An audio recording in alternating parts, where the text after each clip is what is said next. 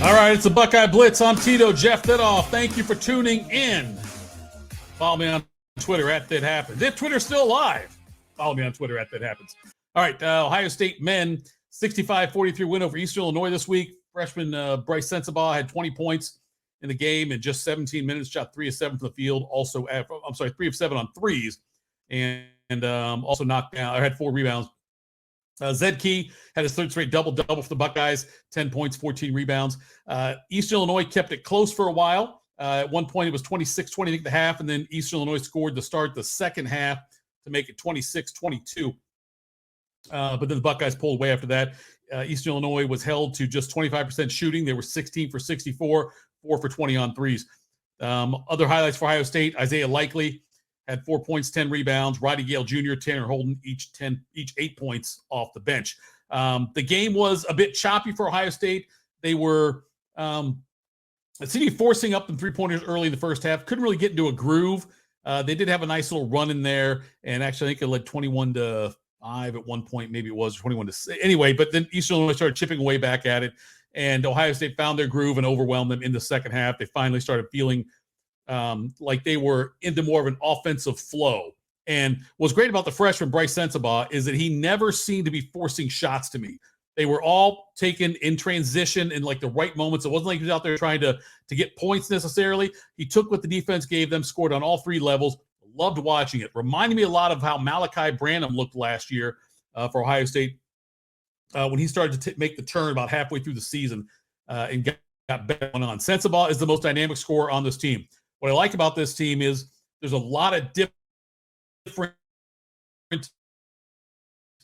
position players, both and defensively. You've got guys like Justice Sue who can guard any position except maybe the 5 on the floor. But Zed Key can guard many of the positions. Certainly Isaiah Likely can. But all these different guys can fill different roles. And so although Sensabaugh is absolutely the best scorer, in my opinion, on this team, and Zed Key is an important inside presence, offense and defense.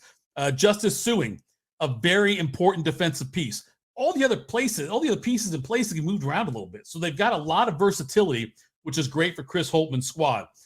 They've got coming up now the Maui Invitational, Monday, Tuesday, Wednesday of next week. And there's no gimmies in this tournament. There's 8 teams in this thing. And Ohio State's going to play 3 games no matter what. They go 3-0, 0-3, or anywhere in between. They're playing 3 games. Texas Tech, ranked 23rd, is in this tournament. Creighton, ranked 10th. Louisville, unranked, but they've lost 3 games this year, all by a point each. Also a dangerous team. Arkansas, ranked 9th. Arizona, ranked 14th. Cincinnati, unranked. And then San Diego State, ranked 17th, coached by Brian Dutcher, who used to be the assistant coach at Michigan during the Fab Five era under Steve Fisher. And so there's not a slouch in this field. It'll be good to see Ohio State and see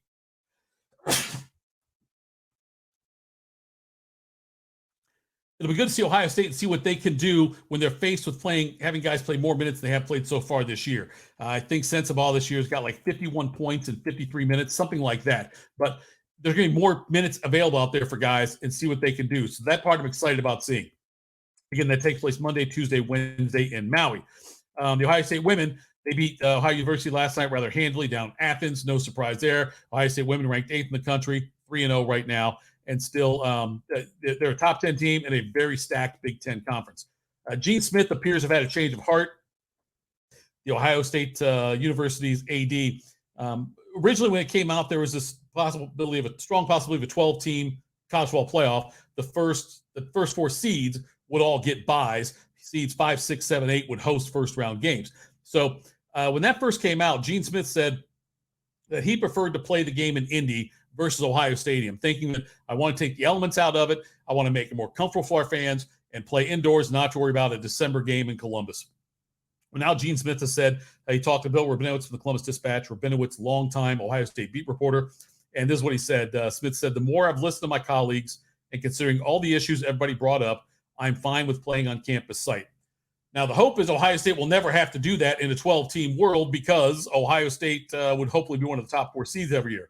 Nonetheless, it would be fun to see a home playoff football game for Ohio State, seeing a team from down south like the SEC or from the Big 12 or something like that to come here and play Ohio State in December would be fun to watch.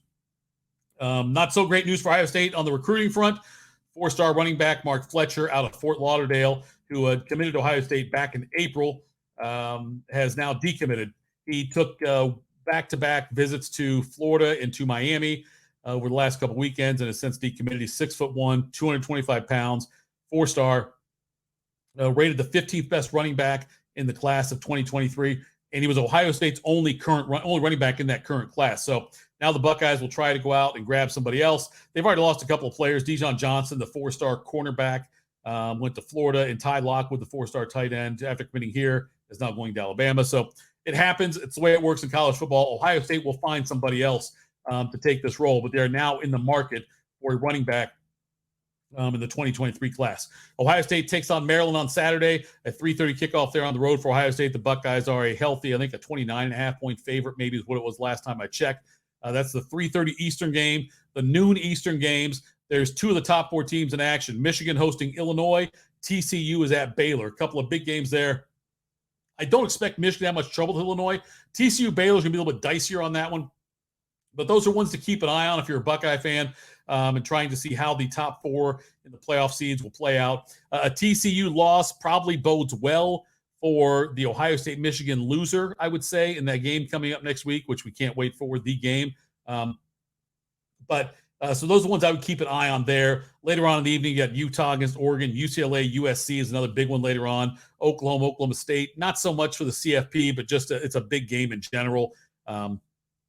And then obviously we get the rivalry week, and it's going to kick off look, I'm telling you, as soon as the clock hits 0 in that Ohio State-Maryland game, it is Michigan week. And we're going to load you up with a lot of content next week talking about that game, what it means, memories of the game, bashing Michigan, and predicting Ohio State victories. We'll do a lot of that next week, but I cannot wait. Is the best week of the year for the Ohio State fan is the time it hits zeros on the week before the Michigan game.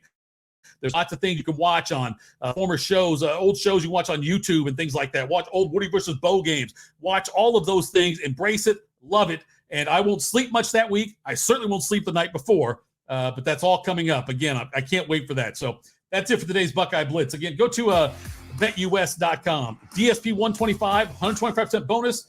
DSP 200, a 200% bonus with crypto. You bet, you win, you get paid. Thanks for tuning in. Follow me on Twitter if it's still alive. @BitHappens. Thanks so much, guys. Have a great game tomorrow.